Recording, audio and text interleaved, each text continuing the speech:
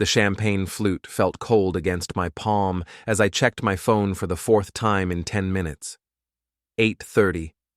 Vanna was already an hour late to our anniversary dinner, and the waiter kept circling our table like a patient hunter waiting for an opening. My name is Marlow Trasker, and I'm a technical consultant who specializes in making broken systems work again.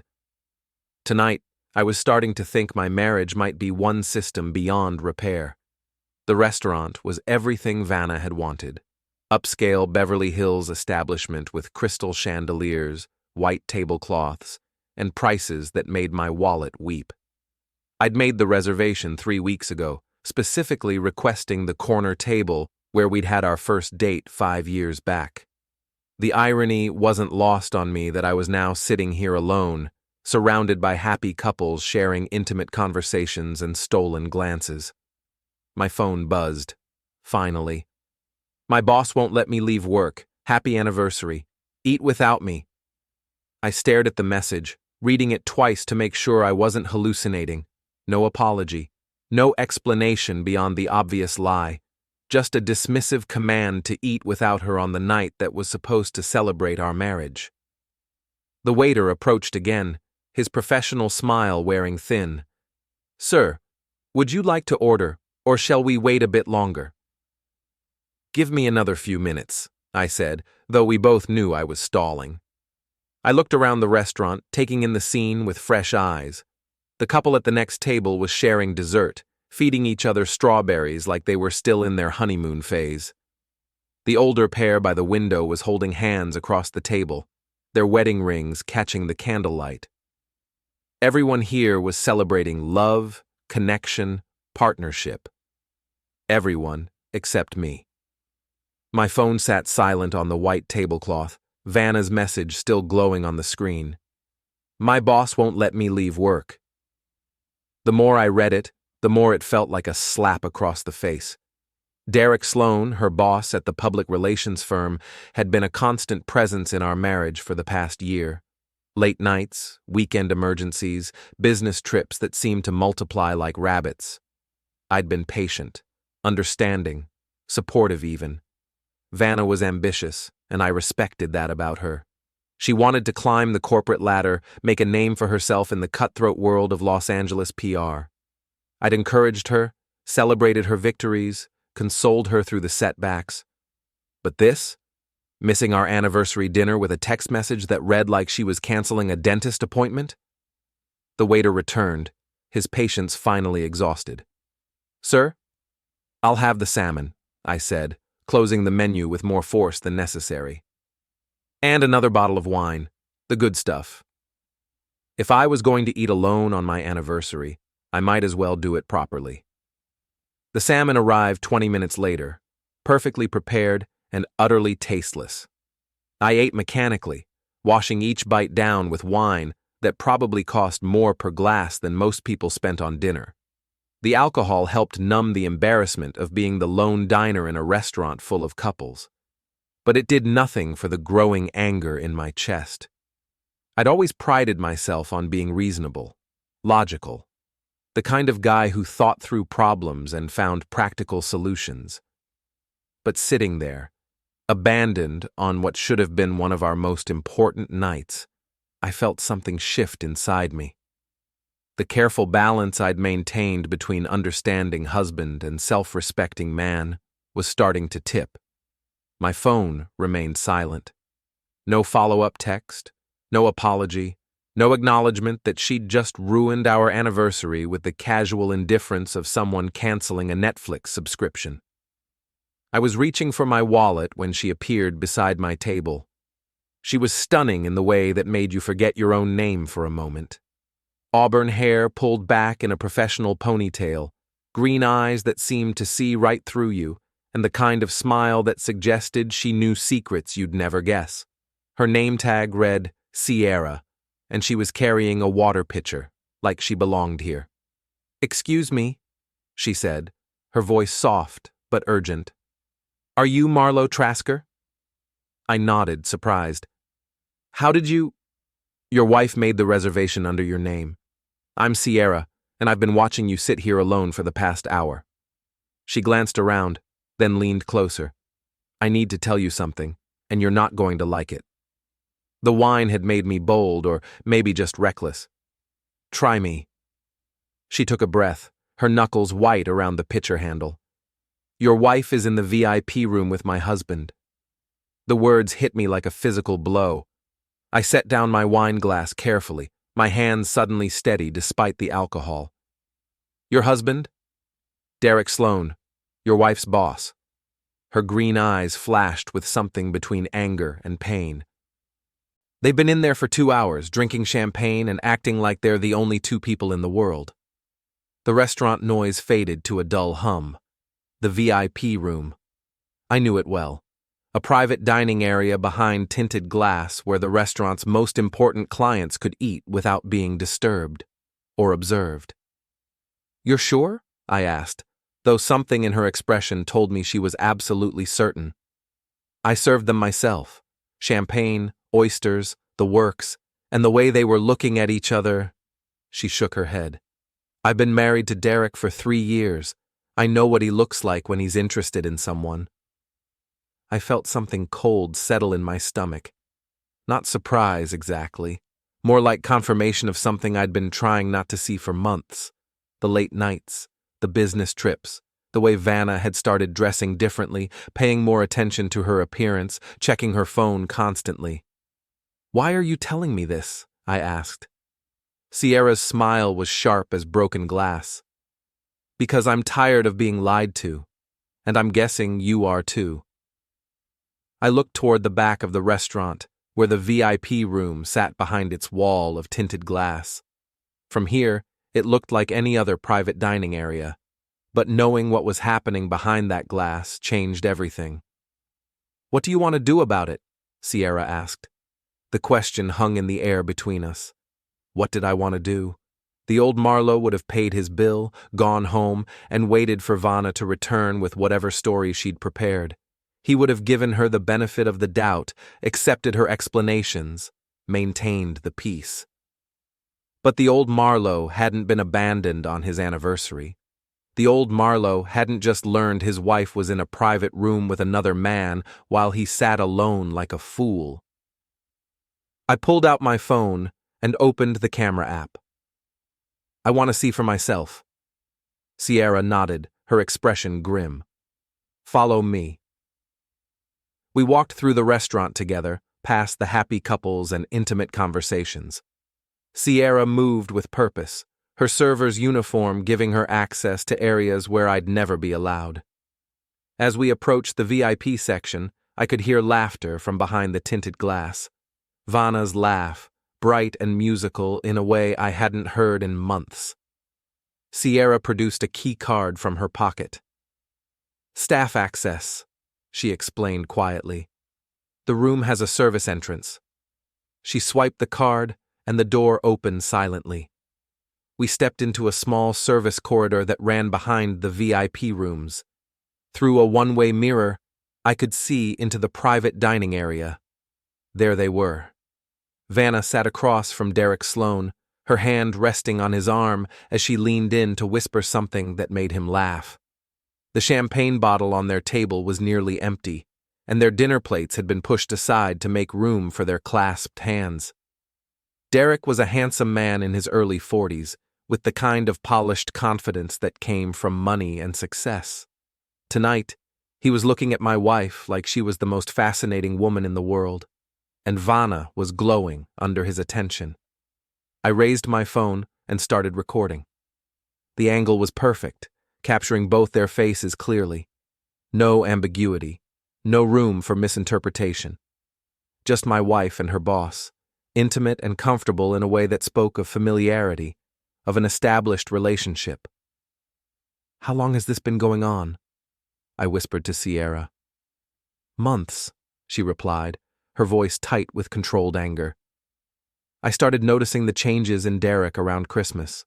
Working late, mysterious phone calls, new clothes, classic signs. I kept recording as Derek lifted Vanna's hand to his lips, pressing a gentle kiss to her knuckles. She smiled and said something that made him lean closer, their faces inches apart.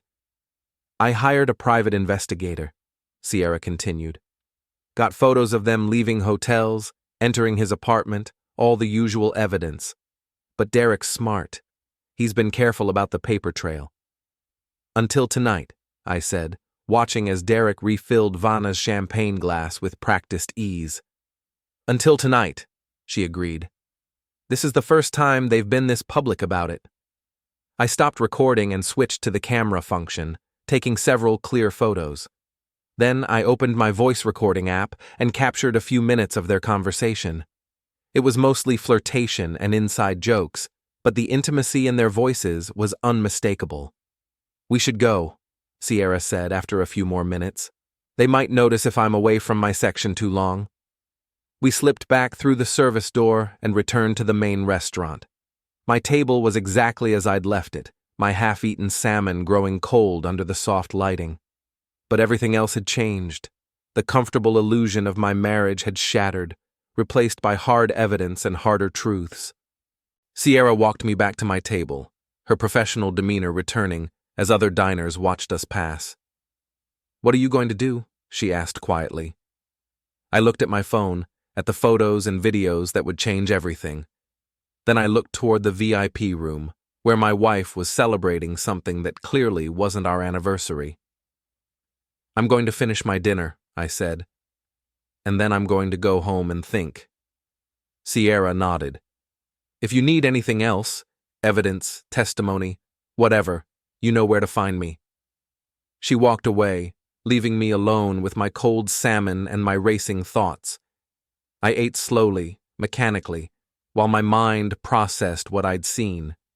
The betrayal was complete and undeniable. Vanna hadn't just missed our anniversary dinner. She'd actively chosen to spend it with another man.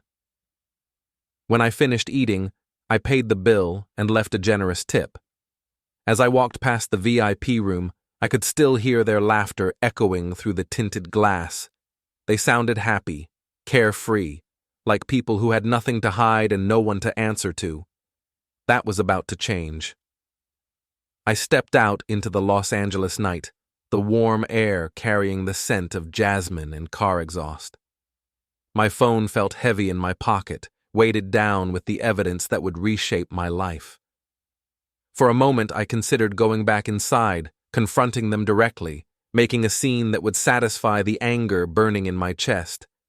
But that would be emotional, impulsive, the kind of reaction that would give Vanna ammunition to use against me later. Instead, I walked to my car and sat in the driver's seat for a long moment, staring at the restaurant's elegant facade. Through the windows, I could see couples sharing dessert, celebrating anniversaries and birthdays, and all the small moments that made life worth living. I pulled out my phone and typed a single message. "I know where you are." I sent it to Vanna, then immediately opened my home security app and activated the smart locks. Every door, every window, every possible entry point sealed with the touch of a button. Let her try to explain this one when she came home to find herself locked out. Then I started the car and drove into the night, my mind already working on what came next. I'd spent years being the understanding husband, the patient partner, the man who put his wife's career ahead of his own needs. That man was gone. What remained was someone who understood systems, who knew how to find weaknesses and exploit them, who had just been given every reason to use those skills. Vanna had chosen Derek over our marriage. She'd made that choice publicly, in a place where it could be documented and verified. Now she was going to live with the consequences. I drove through the empty Los Angeles streets, my hands steady on the wheel despite the wine and adrenaline coursing through my system. The city looked different somehow, like I was seeing it through new eyes. The palm trees lining Sunset Boulevard cast strange shadows under the streetlights, and the late-night traffic felt more purposeful, more urgent. My phone buzzed twice during the drive home, but I ignored it. Whatever Vanna had to say could wait until I was ready to hear it.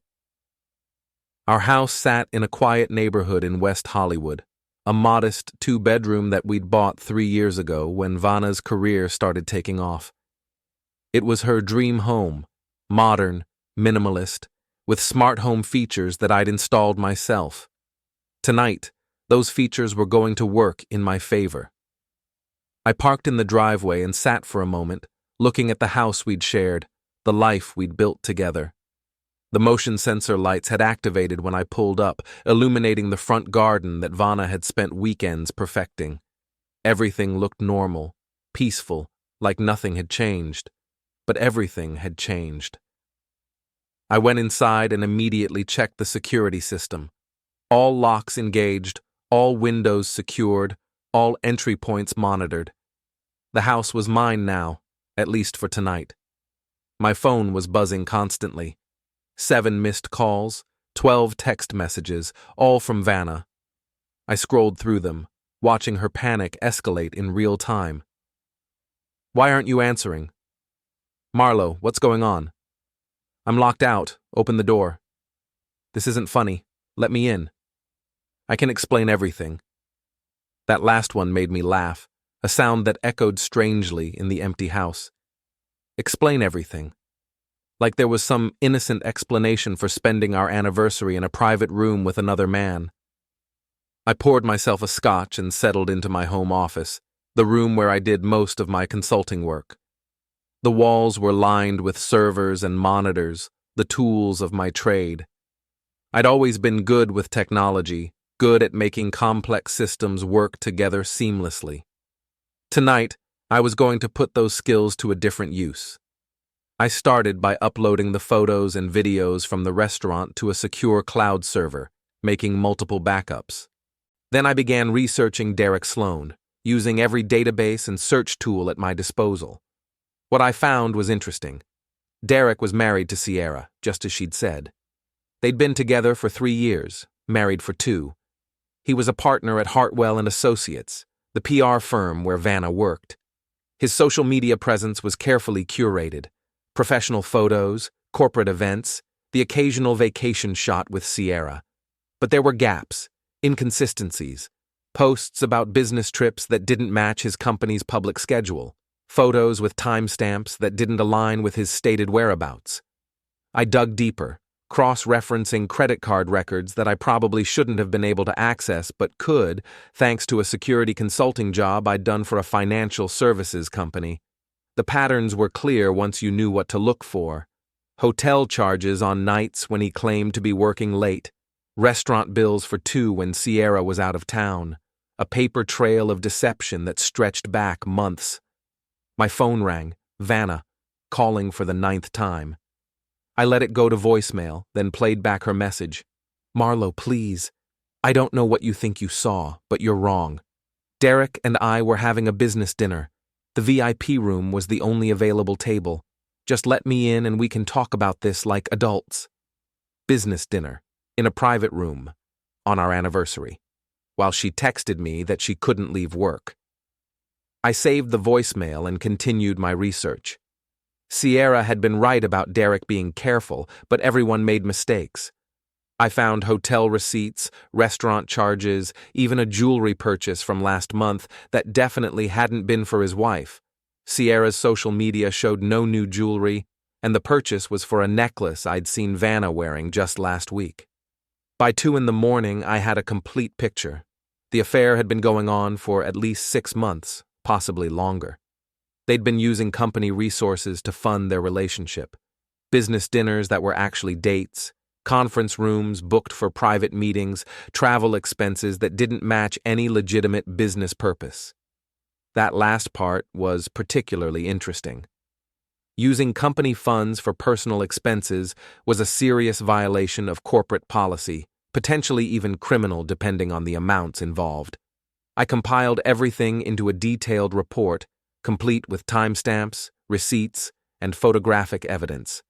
It read like a case study in corporate misconduct and personal betrayal. My phone had finally stopped buzzing. Vanna's last text, sent 20 minutes ago, was different in tone from the others. "Fine, I'll stay at Nadia's tonight. But we're going to talk about this tomorrow, and you're going to listen to what I have to say." Nadia was Vanna's best friend and biggest enabler, the kind of woman who thought marriage was an outdated institution, and encouraged her friends to explore their options. If Vanna was staying there, she was already building her defense, crafting the story she'd tell to make this my fault somehow. I finished my scotch and went to bed, but sleep wouldn't come. Every time I closed my eyes, I saw Vanna's face in that VIP room, glowing with happiness I hadn't seen in months. She'd looked alive in a way that had nothing to do with me, animated by a connection that made our marriage seem like a pale shadow. The next morning, I woke to 17 new messages and 4 voicemails. Vanna had been busy, cycling through anger, bargaining, and what appeared to be the early stages of panic. I ignored them all and made coffee, then sat down to review my evidence one more time. Everything was solid, verifiable, legally obtained. The photos were clear, the financial records were damning, and the timeline was airtight. But I needed more than evidence. I needed leverage. I called Sierra at 10 a.m., reaching her at home on her day off. "I was wondering when you'd call," she said without preamble. "How bad is it?" "Worse than you know," I replied. "Can we meet? I have some things to show you, and I think we can help each other." We arranged to meet at a coffee shop in Santa Monica, neutral territory, where neither Derek nor Vanna would think to look for us. Sierra arrived first, looking tired but determined. She'd traded her server uniform for jeans and a simple blouse, but she was still striking enough to turn heads as she walked to my table. "You look like you didn't sleep," she said, sitting down across from me. "Neither did you." She smiled grimly. "Derek didn't come home last night. First time in 3 years of marriage. I guess he figured the secret was out, so why bother pretending?" I showed her the evidence I'd compiled, watching her face grow harder with each revelation. The hotel receipts hit her particularly hard. She recognized several of the dates as nights when Derek had claimed to be working late. 6 months, she said finally, maybe longer. "At least 6 months, I confirmed, and they've been using company resources to fund it. That's the angle we can use." Sierra looked up from the papers. "What do you mean?" "Derek's a partner at the firm. He has fiduciary responsibilities, obligations to the other partners and shareholders.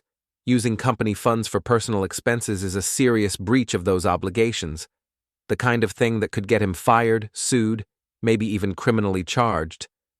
And Vanna? She's complicit, knew about the misuse of funds, participated in it, benefited from it. At minimum, she'd be fired. At worst, she could face charges too." Sierra leaned back in her chair, processing the implications. "You want to destroy them." "I want justice," I corrected. "They made their choices. They can live with the consequences." "What do you need from me?" "Access. You work at the restaurant, you see things, you hear things. Derek probably thinks you're just the help, someone beneath his notice. That makes you invisible, and invisible people see everything." She nodded slowly. "I can get you more evidence. Receipts, reservation records, maybe even recordings if I can get access to the security system. Be careful. Don't do anything that could get you in legal trouble." "What about you? What are you going to do?" I looked out the coffee shop window at the Santa Monica Pier, where tourists and locals were enjoying the California sunshine. Normal people living normal lives, unaware that 2 marriages were dissolving in a coffee shop a few blocks away. "I'm going to file a formal complaint with Derek's firm. Present the evidence, let them conduct their own investigation. Corporate lawyers are very thorough when it comes to potential liability issues. That could take weeks. Then we make sure they have all the evidence they need to act quickly." Sierra extended her hand across the table. "Partners?" I shook it, feeling the calluses from her restaurant work, the strength in her grip. "Partners." We spent the next hour planning our approach. Sierra would continue gathering evidence from her position at the restaurant, while I would prepare the formal complaint and supporting documentation. We exchanged phone numbers and agreed to meet again in 2 days. As I drove home, my phone started buzzing again. Vanna, right on schedule. I let it ring, then played back her voicemail. "Marlow, this is ridiculous. You can't keep me locked out of my own house forever. I'm coming by this afternoon, and we're going to settle this like adults. I don't know what you think you saw last night, but you're completely wrong about Derek and me. Still lying. Still treating me like I was stupid enough to believe whatever story she'd concocted. I spent the afternoon preparing my complaint to Hartwell and Associates. It was a masterpiece of technical writing, laying out the evidence in clear, logical progression. Financial records, photographic evidence, witness statements, timeline analysis, everything a corporate investigation would need to reach the obvious conclusion. At 4 p.m., I heard a car in the driveway. Through the window, I watched Vanna get out of her BMW, her face set in determined lines. She was dressed for battle in her best business suit, armor for the confrontation she thought was coming. She tried her key first, then the smart lock app on her phone. When neither worked, she rang the doorbell, then pounded on the door. "Marlow, open this door right now!" I walked to the front hallway but didn't open the door. "We can talk through the door." "This is insane. Let me in." "Tell me about your business dinner last night." Silence. Then, "What?" "Your business dinner with Derek, in the VIP room, while I sat alone on our anniversary." More silence, longer this time. I could practically hear her recalibrating, adjusting her story to account for what I might know. "Someone saw us," she said finally. "And they told you." "Someone took pictures," I corrected. "High-definition pictures, and video, and audio recordings." The silence stretched so long I thought she might have left. Then I heard her voice, smaller now, less certain. "Marlow, please, let me in so we can talk about this properly." "No. What do you want from me?" "The truth, all of it. How long, how often, how much of our marriage has been a lie. It's not what you think. Then tell me what it is." Another long pause. When she spoke again, her voice had changed completely. The anger was gone, replaced by something that sounded almost like relief. 6 months, she said quietly. "It started 6 months ago." "Started how?" "A conference in San Francisco. We were both there, Derek and I. We had drinks after the meetings, and one thing led to another." "And you decided to continue it?" "It wasn't supposed to be serious, it was just excitement, something different, something that made me feel alive again." "And our marriage? What did that make you feel?" "Safe," she said, so quietly I almost missed it. "Comfortable, predictable." The word hit me like a physical blow. Predictable. That's what 5 years of marriage had become to her. Something predictable, boring, insufficient. "So you kept both," I said. "The safe marriage and the exciting affair?" "I never meant to hurt you." "But you did. Every day for 6 months you looked me in the eye and lied to me." "Marlow, please, I filed a complaint with your company this afternoon, Derek's company, about the misuse of corporate funds, the ethical violations, the breach of fiduciary duty." The silence was complete now. No traffic noise, no birds, no sound at all except my own heartbeat. "You what?" she whispered. "Hotel receipts, restaurant bills, travel expenses, jewelry purchases, all on the company account, all for personal use. That's embezzlement, Vanna. That's a crime." "You can't do this." "I already did. The complaint was filed at 3 p.m. By now, the partners are reviewing the evidence.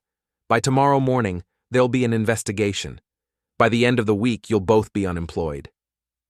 "Marlow, stop this. Please, we can work this out." "No," I said, my voice steady and calm. "We can't. You made your choice 6 months ago. Now you get to live with it." I walked away from the door, leaving her standing on the porch. A few minutes later, I heard her car start and drive away. That evening, Sierra called with an update. "Derek came into the restaurant tonight," she said. "He looked panicked, kept checking his phone, making calls. I think your complaint is already having an effect." "Good. The faster this moves, the better." "There's something else. I overheard him talking to someone on the phone. He mentioned hiring a lawyer, Something about damage control. Let him hire all the lawyers he wants. The evidence speaks for itself. Marlow, Sierra said, her voice careful. Are you sure about this? Once this gets started, there's no going back. I looked around the empty house, at the photos of Vanna and me that still lined the walls, at the life we'd built together that had turned out to be a lie. There's already no going back, I said. They made sure of that. After I hung up, I poured another scotch and sat in my office, surrounded by the tools of my trade. Tomorrow, the real work would begin. Tonight, I was content to sit in the silence, planning the systematic dismantling of the life that had betrayed me. Vanna had called me predictable. She was about to learn just how unpredictable a predictable man could be when he had nothing left to lose. The call came at 7 a.m. sharp, just as I was finishing my first cup of coffee. The caller ID showed a number I didn't recognize, but the area code was local. Mr. Trasker, this is Jennifer Walsh, senior partner at Hartwell & Associates. I'd like to schedule a meeting to discuss the complaint you filed yesterday. Her voice was crisp, professional, with the kind of authority that came from years of handling corporate crises. I'd done my research on the firm's partners, and Jennifer Walsh was exactly who I'd hoped would handle this: thorough, ruthless, and absolutely committed to protecting the firm's reputation. I'm available at your convenience, I said. Can you be here at 10 a.m., and please bring any additional evidence you might have? I'll be there. The Hartwell & Associates building was a gleaming tower of glass and steel in Century City, the kind of place where million-dollar deals were made and careers were destroyed with equal efficiency. I arrived 15 minutes early, dressed in my best suit and carrying a briefcase full of evidence that would reshape 2 lives before lunch. Jennifer Walsh's office was on the 32nd floor, with panoramic views of Los Angeles spreading out in all directions. She was a woman in her 50s, silver-haired and sharp-eyed, with the kind of presence that made junior executives tremble. Today, she was focused entirely on me. Mr. Trasker, she said, gesturing to a chair across from her desk. Thank you for coming in. I've reviewed your complaint and I have to say it's quite thorough. I'm a technical consultant. Thoroughness is part of the job. Indeed. Before we proceed, I need to ask, are you prepared to testify to the accuracy of this information under oath, if necessary? Absolutely. She nodded, making a note on her legal pad. Good. Now I've already begun a preliminary investigation based on your complaint. Our IT department has pulled Derek's expense reports for the past year, and our accounting team is reviewing all charges to his corporate credit card. And what have you found? Patterns consistent with your allegations. Hotel charges that don't correspond to business travel, restaurant expenses for 2 when he should have been dining alone, purchases that appear to be personal in nature. She pulled out a thick folder and spread several documents across her desk. These are just from the past 3 months. We estimate the total misappropriation at somewhere between $50,000 and $75,000. The number hit me like a physical blow. $50,000. That was more than I'd made in some years, money that Derek had casually spent on his affair with my wife. There's more, Jennifer continued. We found evidence that Derek has been booking conference rooms for personal meetings, using company resources for non-business communications, and falsifying travel reports to cover his activities. What about Vanna? Ms. Trasker is complicit in several of these violations. She attended the dinners, benefited from the hotel stays, and received gifts purchased with company funds. At minimum, she violated our ethics policy. At worst, she's an accessory to embezzlement.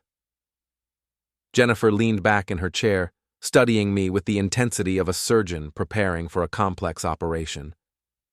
Mr. Trasker, I need to ask you directly. What outcome are you seeking here?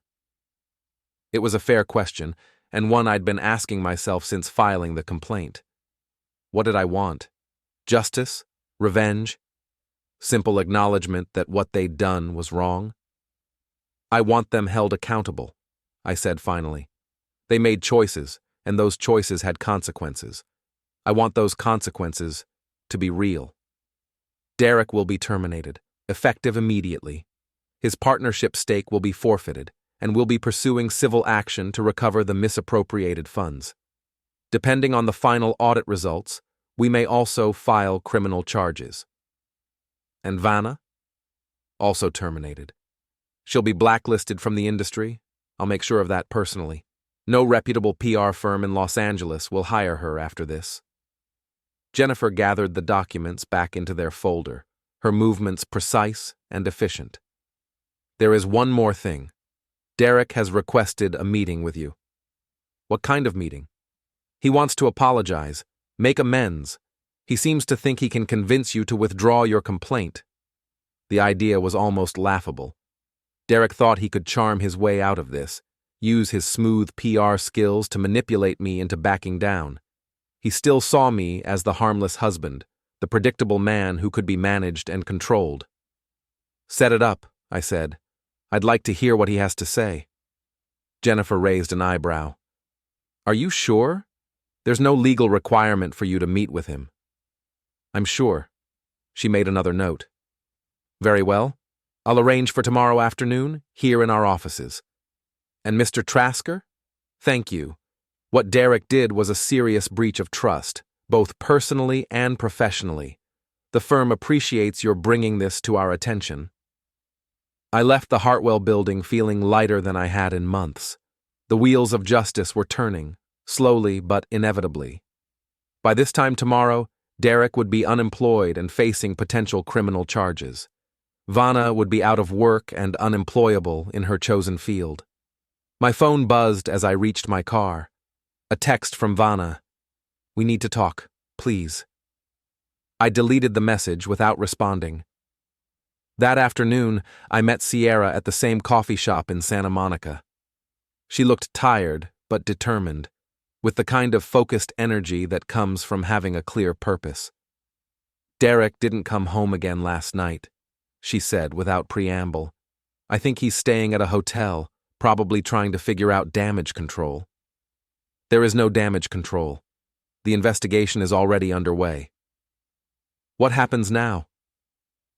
I told her about my meeting with Jennifer Walsh, watching her face cycle through surprise, satisfaction, and something that might have been relief. $75,000, she repeated. He spent $75,000 on her. Company money, which makes it embezzlement. Good. Her voice was hard as diamond. I hope they prosecute him to the full extent of the law. There's something else. Derek wants to meet with me tomorrow. Apologize. Try to make amends. Sierra laughed, a sound with no humor in it. He thinks he can talk his way out of this. Classic Derek. He's never met a problem he couldn't solve with the right words and enough charm. He's about to learn otherwise. We spent the next hour going over the evidence Sierra had gathered from the restaurant. She'd managed to get copies of all their reservation records, receipts from their private dinners, even some security footage from the parking lot showing them arriving and leaving together. This is perfect, I said, reviewing the documents. It establishes a clear pattern of behavior. There's more. I talked to some of the other servers, and they remember Derek and Vanna. They've been coming in regularly for months, always requesting the VIP room, always paying with Derek's corporate card. Witnesses. Multiple witnesses, and they're all willing to testify if it comes to that. As we prepared to leave, Sierra reached across the table and touched my hand. Marlow, I want you to know. What you're doing, it takes courage. A lot of people would have just walked away, tried to pretend it never happened. Walking away was never an option. Still, thank you. For both of us. That evening, my phone rang constantly. Vanna calling every hour on the hour, leaving increasingly desperate voicemails. I listened to them all, hearing her progression from anger to bargaining to what sounded like the early stages of panic. Marlow, please call me back. We can fix this. I know you're angry, but destroying Derek won't bring us back together. Think about what you're doing. This will hurt innocent people. Please, I'm begging you. Call me back. I saved all the voicemails but didn't respond. There was nothing left to say. The next morning brought news that Derek had been escorted from the Hartwell building by security, his personal effects packed into boxes, and his access to all company systems revoked. The story was already spreading through the Los Angeles PR community, a cautionary tale about mixing business with pleasure. At 2 p.m., I arrived at the Hartwell building for my meeting with Derek. Jennifer Walsh met me in the lobby and escorted me to a conference room on the 20th floor. "He's been here for an hour," she said quietly, pacing, checking his phone, looking like a man who's finally realized the gravity of his situation. "Good. I'll be monitoring from the next room. If you need anything, just press the call button on the conference table." Derek was standing by the window when I entered, looking out at the city where his career had just ended. He was still handsome, still polished, but there was something deflated about him now, like a balloon slowly losing air. He turned when he heard me come in, and I saw the exact moment he tried to activate his charm. The smile, the confident posture, the extended hand, all the tools that had probably served him well in countless business meetings. "Marlow," he said, as if we were old friends meeting for lunch. "Thank you for agreeing to see me." I didn't shake his hand. Instead, I took a seat at the conference table and waited for him to join me. "I suppose you know why I wanted to meet?" he continued, settling into a chair across from me. "Enlighten me." His smile faltered slightly. "I want to apologize. What happened between Vanna and me, it was wrong. I take full responsibility." "Do you?" "Absolutely. I was in a position of authority, and I abused that position. I let my personal feelings cloud my professional judgment." It was a carefully crafted apology, the kind of thing his PR training had taught him to deliver. Hit the right notes, accept responsibility without admitting criminal wrongdoing, express remorse without actually feeling it. "And the money?" I asked. "What money?" "The $75,000 in company funds you spent on your affair." Derek's composure cracked slightly. "Those were legitimate business expenses. Hotel rooms when you weren't traveling on business? Jewelry purchases? Private dinners in VIP rooms? Entertainment expenses? Client development?" "Vanna isn't a client. She's a valuable employee. Team building is an important part of—" "Stop." I held up a hand. "Just stop. We both know what this was. You spent company money to finance your affair with my wife. That's embezzlement, Derek. That's a crime." He leaned forward, his salesman instincts taking over. "Marlow, listen to me. I know you're hurt, and you have every right to be. But destroying my career won't fix your marriage." "My marriage is over. Has been for 6 months, apparently." "It doesn't have to be. Vanna loves you. What we had, it was just physical, a mistake. She wants to come home, wants to work things out." "She told you that?" "She's been calling me constantly, crying, begging me to fix this somehow. She says she'll do anything to get you back." I studied his face, looking for tells, signs of deception. But Derek was a professional liar, trained in the art of making people believe what he wanted them to believe. "What are you proposing?" I asked. His eyes lit up, sensing an opening. "I resign from the firm quietly. Take responsibility for the expense account irregularities, make full restitution. In exchange, you withdraw your complaint and give Vanna a chance to explain." "And you?" "I disappear. Leave Los Angeles, start over somewhere else. You'll never see me again." It was a reasonable offer, the kind of compromise that might have appealed to the old Marlow. The understanding husband who wanted to preserve his marriage above all else. But the old Marlow hadn't been humiliated on his anniversary. The old Marlow hadn't discovered his wife's betrayal through a stranger's kindness. "No," I said simply. Derek's smile disappeared entirely. "No? You made your choices, both of you. Now you get to live with the consequences. Marlow, be reasonable." "I am being reasonable. You committed a crime, multiple crimes. You should face the consequences of those crimes. Think about Vanna. She'll lose everything." She lost everything the moment she chose you over our marriage.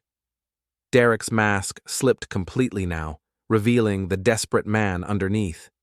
You're making a mistake. Destroying me won't make you feel better. Maybe not. But it will make sure you never do this to anyone else. I stood up, preparing to leave. Derek jumped up as well, his composure completely gone. You self-righteous bastard, he snarled. You think you're so much better than me? Your wife came to me because you weren't enough for her. You weren't exciting enough, successful enough, man enough to keep her interested. You're probably right, I said calmly. But I was honest enough not to steal $75,000 to finance an affair. I walked toward the door, leaving Derek standing by the conference table, his career in ruins and his future uncertain. This isn't over, he called after me. I paused at the door and looked back at him. Yes, it is. As I left the building, my phone buzzed with a text from Sierra. How did it go? Exactly as expected, I replied. He's finished. That evening, the local news ran a story about a prominent PR executive being terminated for financial misconduct. They didn't name Derek, but anyone in the industry would know who they were talking about. His reputation was destroyed, his career over, his future a series of legal battles and financial ruin. Vanna called that night, sobbing into the phone. He told me what you did, she said through her tears. How could you be so cruel? I told the truth. Everything else was just consequences. I lost my job, Marlow. I'm blacklisted. No one will hire me. Then you'll have to find a new career. Please, she whispered. Can't we try to work this out? Can't we try to save our marriage? I looked around the empty house, at the photos of our life together, at the dreams we'd shared, and the future we'd planned. There's nothing left to save, I said, and hung up the phone. Outside, Los Angeles glittered in the darkness, a city of dreams and broken promises. Tomorrow would bring new challenges, new complications, new consequences to navigate. But tonight, justice felt like enough. 3 days after Derek's termination, the story exploded across the Los Angeles media landscape like a wildfire in dry brush. Someone had leaked the details to a gossip blogger who specialized in corporate scandals, and by Thursday morning, Derek's name and photo were plastered across entertainment websites and business journals. PR executive embezzles thousands for office affair, read the headline in the Los Angeles Business Tribune. The article was thorough, detailing the investigation, the evidence, and the spectacular fall from grace of one of the city's most prominent publicity professionals. I was drinking my morning coffee when Sierra called, her voice tight with excitement. Have you seen the news? Just reading it now. They're calling it the biggest corporate scandal of the year. Derek's picture is everywhere. I scrolled through the articles on my tablet, watching Derek's reputation disintegrate in real time. The comments sections were particularly brutal. Former colleagues, competitors, and clients all sharing their own stories of Derek's arrogance and misconduct. There's more, Sierra continued. I heard from a friend who works at another PR firm. Apparently Derek's been calling around, trying to find someone who'll hire him. No one will even take his calls. Good. What about Vanna? Same story. The industry is small, and word travels fast. She's toxic now, associated with the scandal. Even if someone wanted to take a chance on her, they couldn't risk the bad publicity. After Sierra hung up, I sat in my kitchen reading every article, every comment, every analysis of Derek's downfall. The coverage was more extensive than I'd expected, but then again, Los Angeles thrived on scandal, especially when it involved powerful people brought low by their own arrogance. My phone buzzed with a text from an unknown number. You destroyed my life. I hope you're satisfied. Derek reaching out from whatever hole he'd crawled into. I blocked the number and deleted the message, but the harassment was just beginning. Over the next few days, I received dozens of calls from blocked numbers, angry voicemails, and threatening texts. Derek was spiraling, lashing out at the man he blamed for his downfall. I saved everything, documenting his increasingly unhinged behavior for potential legal action. Vanna was handling things differently. Instead of anger, she'd chosen manipulation, showing up at my office building, calling my clients, trying to turn our mutual friends against me. She was spinning a story of abuse and revenge, painting herself as the victim of a vindictive husband who'd destroyed her career over a minor indiscretion. Mr. Trasker. My assistant knocked on my office door. "There's a woman here to see you. She says she's your wife." I looked through the window and saw Vanna in the lobby, dressed in her most conservative business suit, playing the role of the wronged woman. She'd always been good at reading people, knowing exactly what image to project to get what she wanted. "Tell her I'm in meetings all day." She says she'll wait. "Then call security and have her removed from the building." My assistant looked uncomfortable but nodded. 5 minutes later, I watched through the window as 2 security guards escorted Vanna from the lobby. She went quietly, maintaining her dignity, but I could see the fury in her eyes. That afternoon, I received a call from my lawyer. "Marlow, we need to talk. Vanna's filed for divorce, and she's making some serious allegations." "What kind of allegations?" "Emotional abuse, financial manipulation, deliberate destruction of her career. She's asking for alimony, half the house, and punitive damages for what she's calling malicious prosecution." I almost laughed.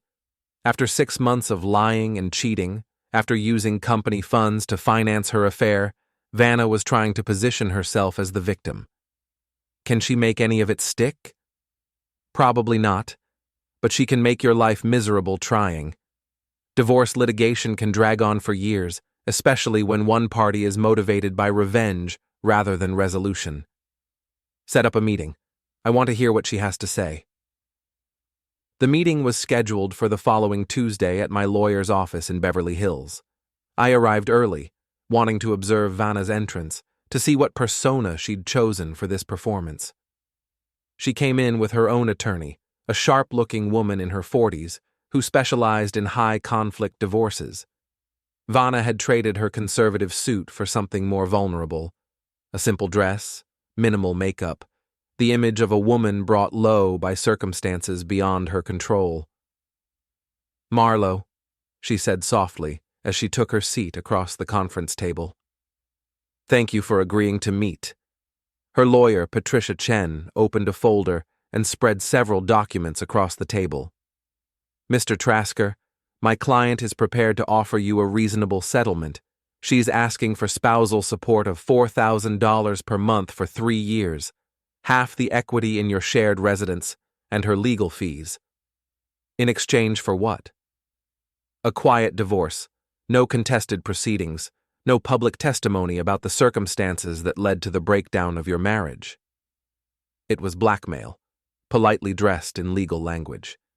"Pay up, or Vanna would drag our private business through the courts, generating more headlines and more embarrassment." "And if I refuse?" Patricia smiled coldly. "Then we proceed to trial. My client is prepared to testify about your controlling behavior, your invasion of her privacy, your deliberate sabotage of her career. The media attention could be quite damaging to your consulting business." I looked across the table at Vanna, who was playing her role perfectly. The wounded wife, forced to defend herself against an abusive husband. It was a compelling performance, one that might even work with a sympathetic judge. "I need to think about it," I said. "Of course. Take all the time you need." As we prepared to leave, Vanna caught my arm. "Marlow, this doesn't have to be ugly.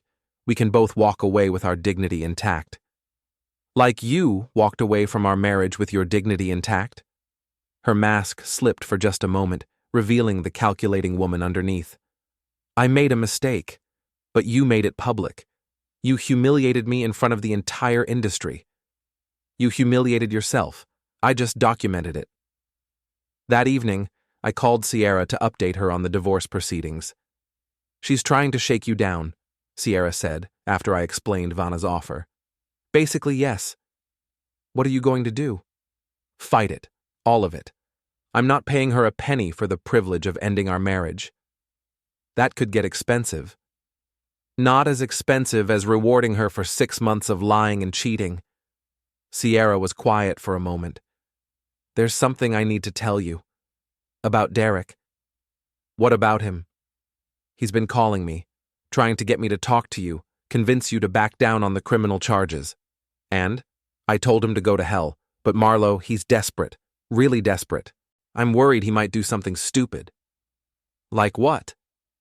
I don't know, but desperate people make bad choices. She was right to be concerned. Derek's texts and voicemails had been escalating in tone, becoming more threatening, more unhinged. A man who'd lost everything had nothing left to lose, and that made him dangerous. I'll be careful, I promised. Maybe you should consider a restraining order. Maybe I should. After we hung up, I sat in my empty house, thinking about the choices that had led us all to this point. 6 months ago, we'd been 2 married couples living ordinary lives in Los Angeles. Now, we were 4 people locked in a battle that would leave scars on everyone involved. My phone buzzed with another text from an unknown number. This isn't over. You'll pay for what you've done.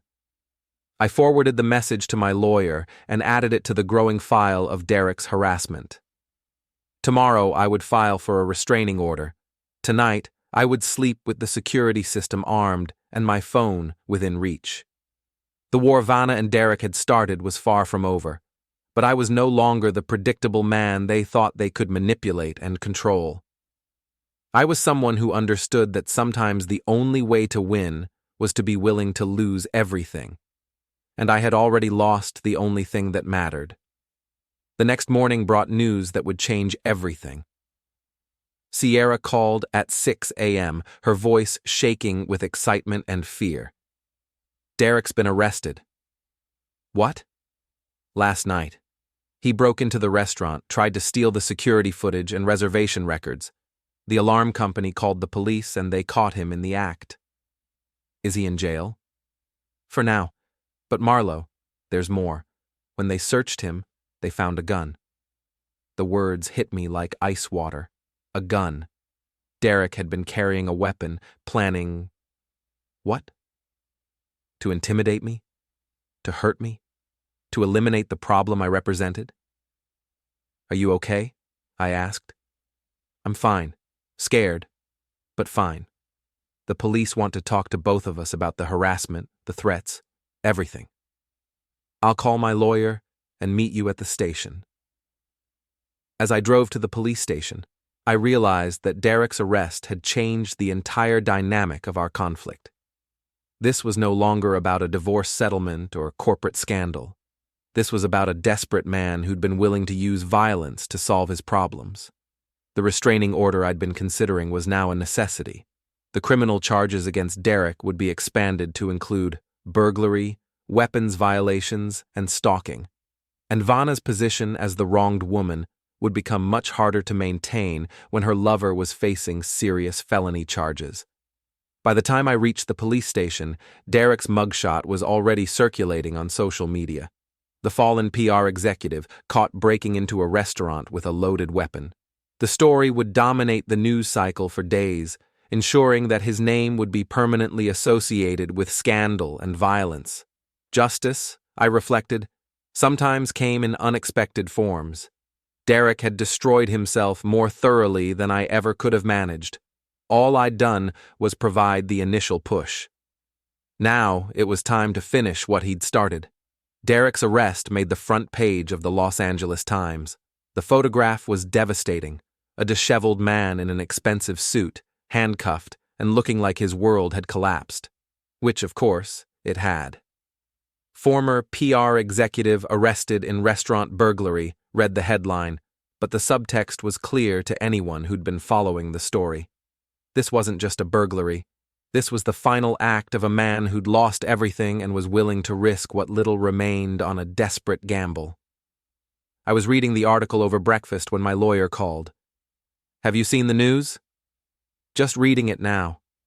This changes everything. Derek's arrest undermines any sympathy Vanna might have generated. A jury isn't going to be sympathetic to the wife of a man who was carrying a loaded weapon. Derek wasn't her husband. In the public mind, they're connected. His actions reflect on her judgment, her character, her credibility. My lawyer was right. Vanna's carefully constructed narrative of victimhood would be much harder to maintain now that her lover was facing serious felony charges. The woman who claimed to be the victim of an abusive husband would have to explain why she'd chosen to have an affair with a man who turned to violence when cornered. What's our next move? We wait. Let Derek's legal troubles play out in the media. Every day he spends in jail is another day the story stays in the news. Another day, Vanna's reputation takes a beating. That afternoon, I met Sierra at the police station to give our statements about Derek's harassment campaign. Detective Maria Santos was a no-nonsense woman in her 40s who'd clearly dealt with her share of domestic violence and stalking cases. Mr. Trasker, I've reviewed the text messages and voicemails you provided.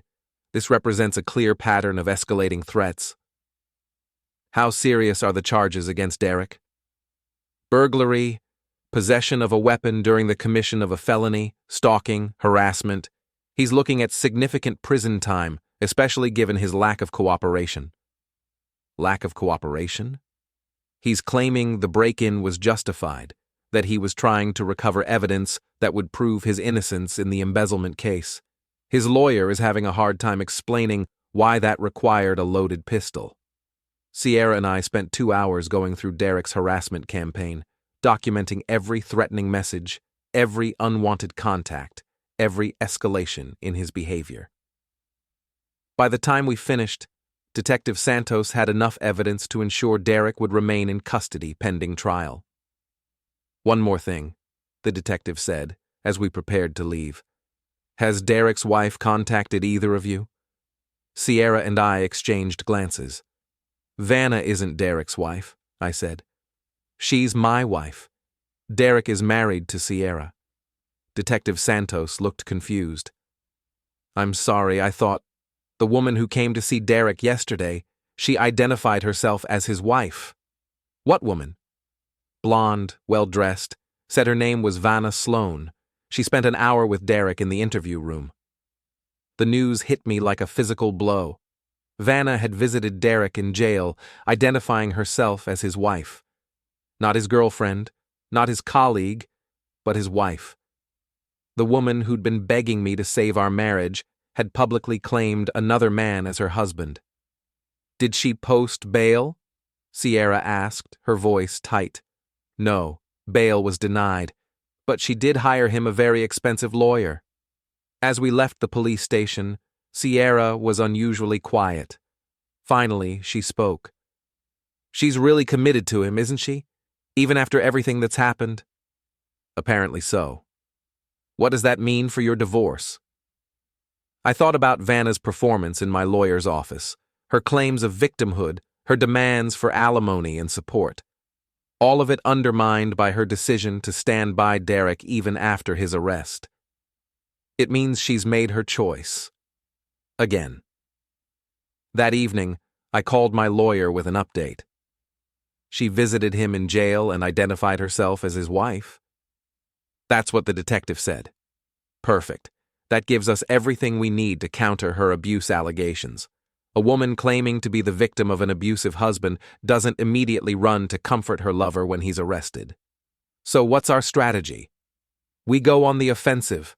File a countersuit alleging adultery, abandonment, and fraud. Demand that she pay your legal fees. Make her defend every aspect of her conduct over the past 6 months. Won't that drag things out? Not necessarily. Once Vanna realizes she has no leverage, she'll be motivated to settle quickly. The longer this stays in the news, the more damage it does to whatever reputation she has left. 2 days later, Vanna's lawyer called to request another meeting. This time, the tone was very different. My client is prepared to accept a no-fault divorce with no financial settlement, Patricia Chen said without preamble. What changed her mind? The media attention, the association with Derek's criminal case. She wants to move on with her life. It was a complete capitulation. No alimony, no property settlement, no attempt to blame me for the marriage's failure. Vanna had finally realized that her position was untenable, that every day she spent fighting me was another day the scandal stayed in the headlines. "I'll need that in writing," my lawyer said. "Of course, we can have the papers drawn up by tomorrow." As we prepared to leave, Patricia Chen made one final request. My client would like 5 minutes to speak with Mr. Trasker privately. I looked at my lawyer, who shrugged. "It's your call." 5 minutes. Vanna was waiting in a smaller conference room, looking nothing like the confident woman I'd married. The scandal had aged her, worn her down, stripped away the polished veneer that had made her so effective in the PR world. "Thank you for seeing me," she said quietly. "You have 5 minutes. I want you to know that I never meant for any of this to happen. The affair, Derek's arrest, the media circus, none of it was supposed to go this far. But it did. Yes, it did. And I take responsibility for my part in it." She paused, seeming to gather herself for what came next. "I also want you to know that what Derek and I had, it was real. Not just physical, not just excitement. I loved him, Marlow, I still do. The admission should have hurt, but it didn't. If anything, it was a relief to finally hear her tell the truth."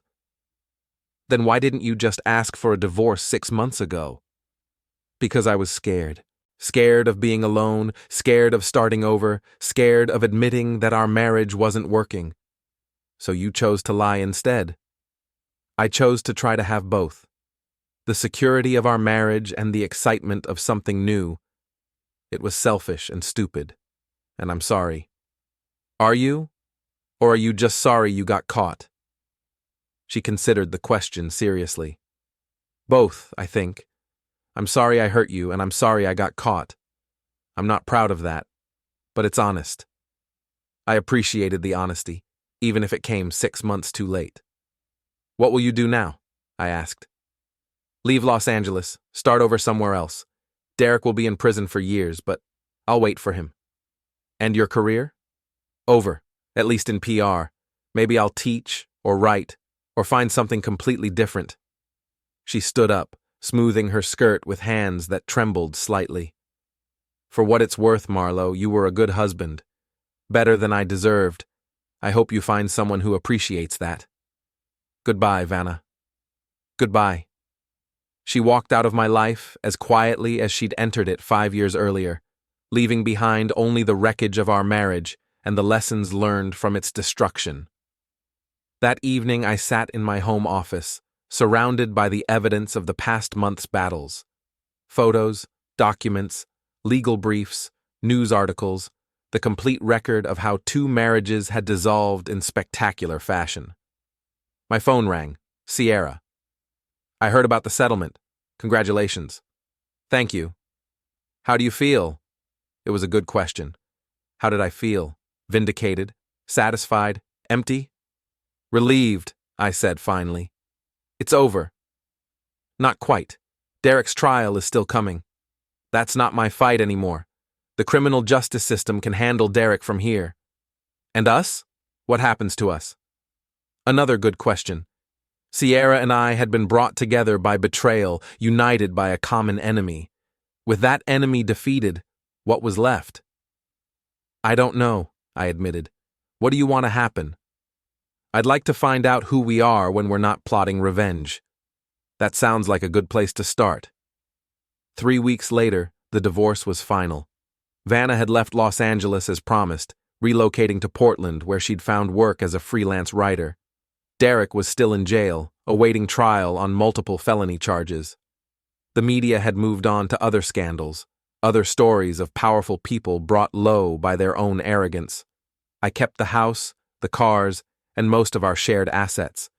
Vanna had taken only her personal belongings and a few pieces of furniture that had belonged to her family. It was a clean break, as final as such things could be. Sierra and I had been dating for 2 weeks, taking things slowly, learning each other outside the context of shared betrayal. She was funny, intelligent, and surprisingly optimistic for someone who'd been through what we'd both experienced. "Do you ever regret it?" she asked one evening as we sat on my patio, watching the Los Angeles sunset. "Which part?" "All of it. The investigation, the media attention, destroying their careers." I thought about it seriously. Did I regret bringing Derek and Vanna's affair to light? Did I regret the consequences that had followed? "No," I said finally. "They made their choices. I just made sure those choices had real consequences. Even knowing how much pain it caused? They caused the pain when they decided to lie and cheat and steal. I just made it visible." Sierra nodded, understanding. We'd both learned hard lessons about trust, about consequences, about the price of betrayal. "What happens now?" she asked. I looked out at the city lights beginning to twinkle in the gathering darkness, at the vast expanse of Los Angeles spreading out below us. Somewhere out there, Vanna was building a new life. Derek was sitting in a jail cell, contemplating the choices that had brought him there. And I was here, free from the lies that had defined my marriage, ready to discover what came next. Now we find out what happens when two people tell each other the truth from the beginning. Sierra smiled and took my hand. "That sounds like a good plan." In the distance, the city hummed with life and possibility. Tomorrow would bring new challenges, new opportunities, new chances to build something real and lasting. But tonight, the truth was enough. 6 months after the divorce was finalized, I received an unexpected phone call that would bring the entire saga full circle. Detective Santos was on the line, her voice carrying the weight of significant news. "Mr. Trasker, I wanted to update you on Derek Sloan's case. The trial concluded yesterday." I set down my coffee and focused entirely on her words. "What was the verdict?" "Guilty on all counts. Burglary, weapons charges, stalking, harassment. The judge sentenced him to 4 years in state prison, with the possibility of parole after 2. 4 years. It seemed both too much and too little for the destruction Derek had caused. But it was justice, of a sort. "There's something else," Detective Santos continued. "During the sentencing phase, Sloan made a statement. He blamed you for everything. His arrest, his conviction, the end of his career. He called you vindictive and obsessed." Sounds about right. The judge wasn't impressed. She told him that his problems were the direct result of his own choices, not yours. It was quite a rebuke. After the detective hung up, I sat in my kitchen thinking about the strange journey that had brought us all to this point. A year ago, I'd been a married man planning an anniversary dinner. Now Derek was in prison. Vanna had disappeared into obscurity in Portland, and I was building a new life with Sierra. The phone rang again. This time it was my lawyer. "Marlow, I have news about the civil case against Derek. The court has ordered him to pay full restitution for the embezzled funds, plus interest and penalties. It comes to about $90,000. "Can he pay it?" "Not from prison, he can't. But the judgment will follow him for the rest of his life. Every asset he ever acquires, every paycheck he ever earns, will be subject to garnishment until the debt is satisfied." It was a fitting end to Derek's story. Even after serving his prison sentence, he would spend years paying for his crimes, both literally and figuratively. His name would forever be associated with scandal and corruption, making it nearly impossible for him to rebuild his career in public relations. That evening, Sierra and I had dinner at a small Italian restaurant in West Hollywood, far from the upscale establishments where this whole story had begun. She looked radiant in the soft candlelight, her auburn hair catching the glow as she laughed at something I'd said. "You're different tonight," she observed. "More relaxed." "Derek was sentenced today, 4 years in prison. How do you feel about that?" It was a question she asked often, helping me process the complex emotions that came with watching someone's life disintegrate as a consequence of their own actions. "Like a chapter is finally closed," I said. "For better or worse, It's finished. And Vanna? I hadn't heard from my ex-wife since the day our divorce was finalized.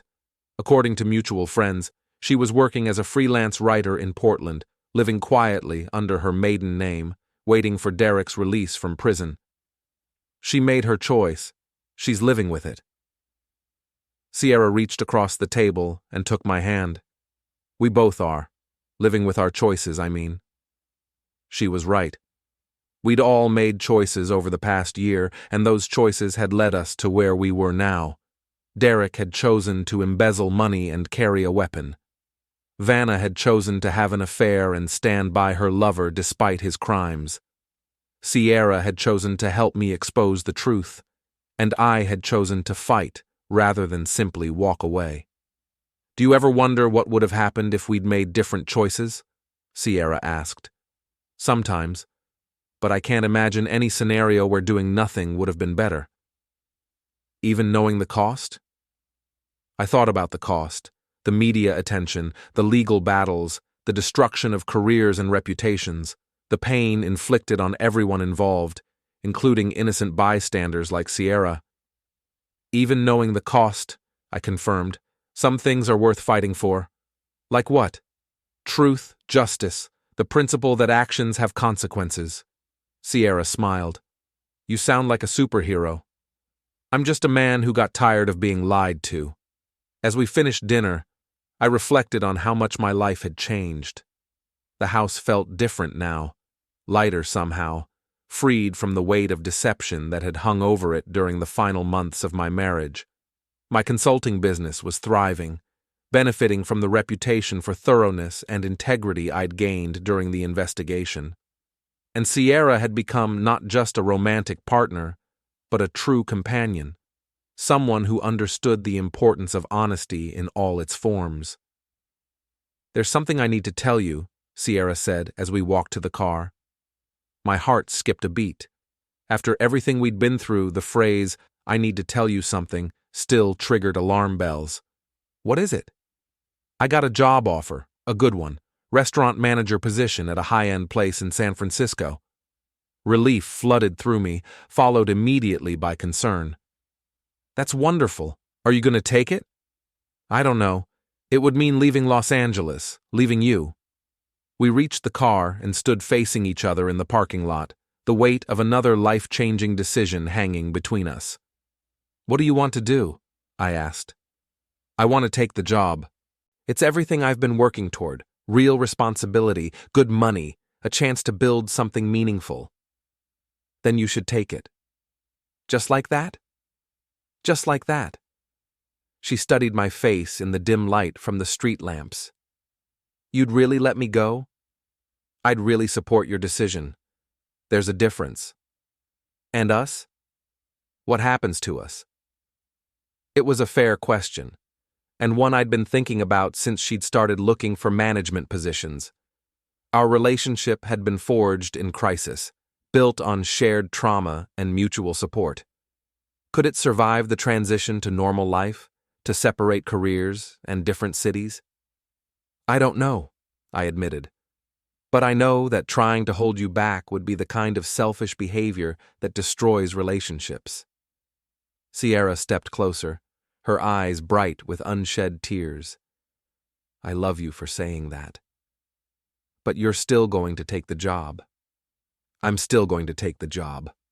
I pulled her into my arms, holding her close as the Los Angeles traffic hummed around us. Another ending, another beginning, another choice with consequences that would ripple through both our lives. When do you start? Next month.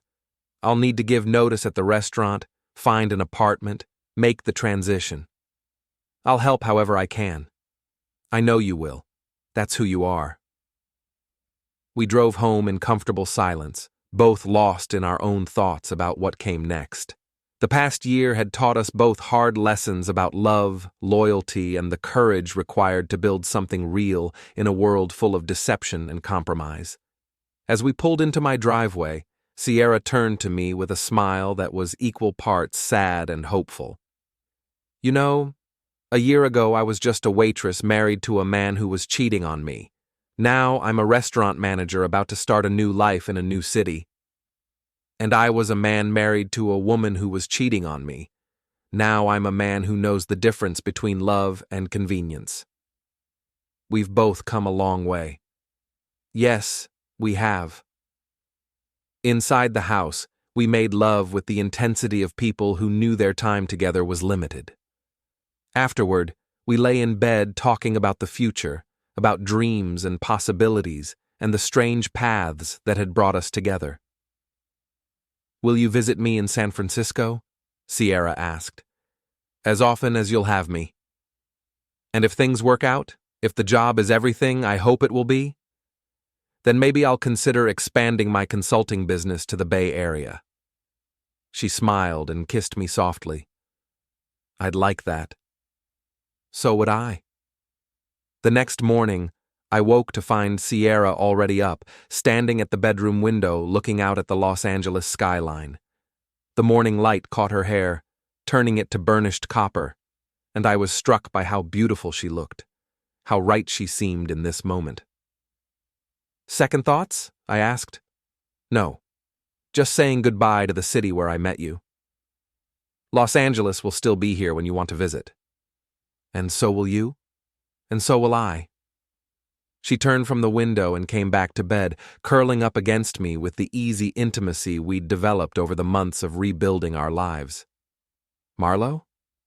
"Yes?" "Thank you. For everything. For believing me that night at the restaurant. For fighting back when it would have been easier to just walk away. For showing me what it looks like when someone refuses to accept lies and betrayal. Thank you for having the courage to tell me the truth when you could have just minded your own business. Do you think we'll make it? Long distance, different cities, separate lives?" I considered the question seriously. We'd survived betrayal, divorce, criminal trials, and media attention. Could we survive success and separation? "I think we have a better chance than most people," I said finally. "We know how to tell each other the truth. Even when it hurts? Especially when it hurts." 3 weeks later, I helped Sierra load her belongings into a moving truck bound for San Francisco. We'd spent her final days in Los Angeles visiting all the places that had become significant to us. The coffee shop where we'd planned our strategy, the police station where we'd given our statements, even the restaurant where it all began. The VIP room was still there, still available for private dinners and intimate celebrations, but it no longer held any power over us. It was just a room now, a place where other people would make their own choices and face their own consequences. As the moving truck pulled away from the curb, Sierra and I stood in my driveway holding each other, both of us crying a little at this latest ending and beginning.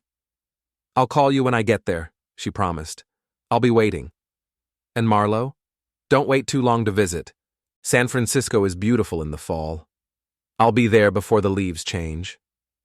She kissed me one last time, then got in her car and drove away, following the moving truck north toward her new life.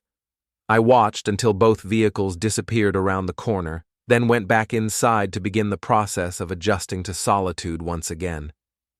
But this solitude was different from the loneliness I'd felt during the final months of my marriage.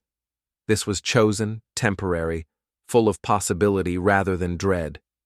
Sierra and I had both learned that love without trust was worthless, but we'd also learned that trust without honesty was impossible.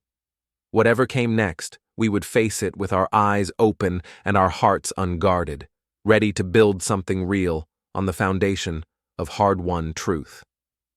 That evening, as I sat on my patio watching the sun set over Los Angeles, my phone rang. Sierra, calling from her new apartment in San Francisco. "How's the view?" I asked. "Incredible. You can see the bay from my bedroom window." "And the job?" "Challenging, exciting, everything I hoped it would be." "I'm glad." "Marlow?" "Yes?" "I love you. Distance doesn't change that." "I love you too, and you're right. Distance doesn't change that." After we hung up, I remained on the patio for a long time, thinking about the journey that had brought me to this moment. A year ago, I'd been a man who valued stability above all else, who was willing to overlook warning signs and accept comfortable lies rather than face difficult truths. Now I was a man who understood that real love required real honesty, that trust had to be earned and maintained, that some battles were worth fighting even when the cost was higher than anyone imagined. Derek was in prison, paying for his crimes with years of his life. Vanna was in Portland, living quietly with the consequences of her choices. Sierra was in San Francisco, building the career she'd always dreamed of. And I was here in Los Angeles, alone but not lonely, free but not aimless, ready for whatever came next. The city lights began to twinkle in the gathering darkness, millions of people living their lives, making their choices, facing their consequences. Somewhere among those lights, other marriages were ending, other affairs were beginning, other people were discovering the difference between love and convenience. But that was their story to write. Mine had led me here, to this moment, to this understanding, that the truth, however painful, was always preferable to the most comfortable lie. My phone buzzed with a text from Sierra. "Missing you already. Can't wait to show you San Francisco." I smiled and typed back, "Can't wait to see it through your eyes." Tomorrow would bring new challenges, new opportunities, new chances to choose truth over convenience, courage over comfort. But tonight, the truth was enough. The story was complete, the circle closed, the consequences fully realized. What remained was the future, bright with possibility and built on the unshakable foundation of absolute honesty. In the distance, Los Angeles hummed with life and dreams and the endless human drama of choices and consequences. And I was ready to be part of it all, eyes wide open, heart unguarded, committed to the radical proposition that love and truth were not just compatible, but inseparable. The anniversary that had started this journey was long past, but every day with Sierra felt like a celebration of something real, something lasting, something worth fighting for. That was enough. That was everything.